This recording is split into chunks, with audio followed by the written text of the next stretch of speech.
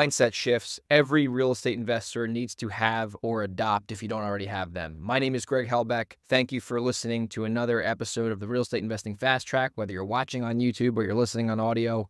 I've done over 230 properties at this point now, been a full-time real estate investor for almost 10 years. And every piece of information you're going to hear on this, whether it's an interview with somebody or it's me doing a solo episode like this, an REI weekly lesson, is from the real world. This is not regurgitated theory out of a book. So today I'm going to share with you 3 mindset shifts that you have to have as a real estate investor if you want to be successful. And boy, let me tell you, if you get good at these 3 things, you are going to be very successful in this business and you're going to be hopefully fulfilled. So I'm going to share with you the 3 of them, and then I'm going to break each one of them down. The 3 are: you got to be a good problem solver. Making a profit is a good thing, despite what a lot of people say. And income is directly correlated to the value you can provide the marketplace, in this case, buyers and sellers and tenants, and also your ability to provide a high level of service. So let's start with the first one. The first one is being a problem solver. At the end of the day, real estate investing is solving real estate problems for a profit. So if you understand that your ability to solve problems is going to dictate your success, you need to figure out, how do you find problems and how do you solve them? In this business, it's simple. You need to get leads, which are potential problems, and then you need to understand how to communicate with these leads and offer them solutions, make offers. And some people are going to accept your offers, therefore you can solve their problem, and then others are going to decline your offer and they're going to have someone else solve their problem. So here's the thing with buying property though. Just because you get properties under contract doesn't mean you've already solved their problem. As you'll realize in this business, if you haven't already done so, a lot of properties have title issues. A lot of buyers are difficult to deal with. A lot of sellers are difficult to deal with. So each problem leads to a different problem. And then when you get really good at this business, you understand how to solve all the layers of the problems. But I sometimes run into the situation as an operator of my business where when we have more problems, I get more upset. It makes sense. It's human nature to be frustrated at stuff.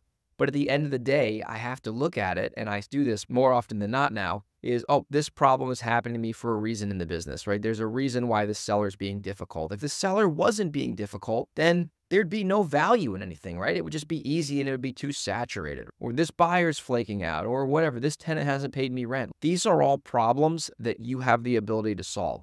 So when you can understand exactly how to solve them, your income is going to go up. Your equity is going to go up if you're doing rentals, but you have to accept and adapt that the better you can become at being a problem solver and the more you can reframe these real estate problems, the more success you're ultimately going to have. So that is mindset hack number 1. Now, mindset hack number 2, making a profit is good. Now, this is something, depending on how you grew up with money, could be tough to accept, but eventually you're going to have to accept and embrace this. You need to make a profit, right? At the end of the day, we're in the business of sellers trading their equity for convenience and certainty that results in us making a profit. We can't do this business for free. And a lot of people get all caught up with real estate on like, oh, you're making all this money.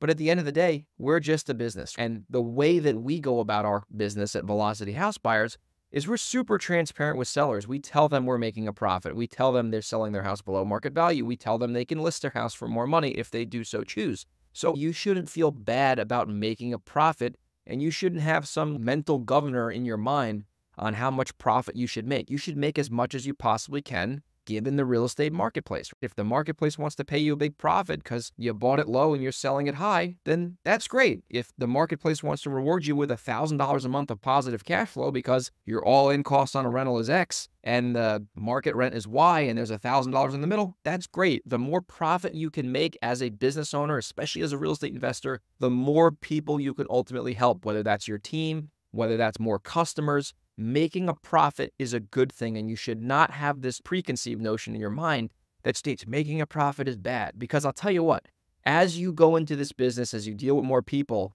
you're going to run into people who are not happy you're making a profit. I'll give you a quick example without spilling all the beans because the deal's still going on. I bought a property with a tenant inside. The tenant was pissed that we bought the house, even though the seller kind of screwed him over, but that's a different story. And the seller's not happy with me that I'm making a profit on the house and I'm basically asking him to leave. But it is what it is. It's an unfortunate situation, but I don't feel bad about making a profit because I didn't do anything wrong. So as a business owner, you have to understand the more profit you can make, assuming you're doing it legally, morally, and ethically. Now, that's the key there. You got to be transparent with people. A lot of real estate investors lie to their customers. They say, oh, we're not making this much money, or oh, it's a tight deal, or whatever. Be transparent with people. Hey, listen, I understand where you're coming from, seller. I know you need a number that works for you, but also we need a number for us that allows us to make a profit. Our offer is going to be below market value. If you're okay with that and this offer can solve your problem, we'd love to move forward. If not, no problem. So takeaway, making a profit is good. And the more profit you make, the more people you can help. And it's a win situation. Now, the third mindset hack or mindset shift, I would say, is your income is in direct proportion to your ability to provide value in the marketplace and provide a high level of service. I remember listening to a Jim Rohn book back in the day when I was coming up in the real estate game, and he talks about your income is correlated to the value you provide in the marketplace. So the more deals you do, the more experience you get, the more marketing you do, the more leads you get, the more valuable you become, and your ability to solve problems increases. Therefore, you become more valuable because you can solve more problems that other people can't. Therefore, your income is going to go up. So if you're brand new in this business and you've never been an entrepreneur, you've never been a salesperson, if you're working as an acquisitions agent or something like that, you shouldn't expect your income to be high right away because you don't have enough experience to provide value. But the more you put the work in on a daily basis, slowly over time, the more valuable you're going to become and your market value is going to rise as a professional. So you have to understand in the beginning, it might be slow. You might not make a ton of money in the beginning, but it's logical that that's the case because you haven't developed the skills yet to provide the value in the marketplace. And if you're making a lot of money in this business, and obviously you're doing it the right way, I would hope, that's because your value is higher, right? You are providing enough value. Therefore, your income is reflecting your value. And another thing I'll say on this is your level of service. Are you servicing your clients at a high level?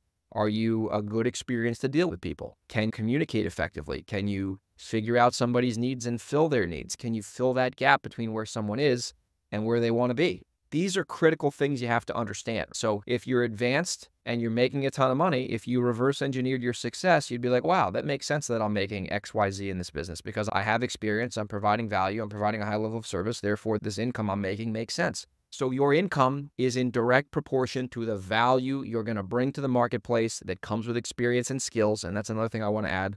Learning skills is so important to be successful. The more valuable, tangible skills you have, the more value you're going to bring, the more income you're going to make, the more wealth you're going to generate. Those are the 3 hacks. I'll give them to you one more time in a list format.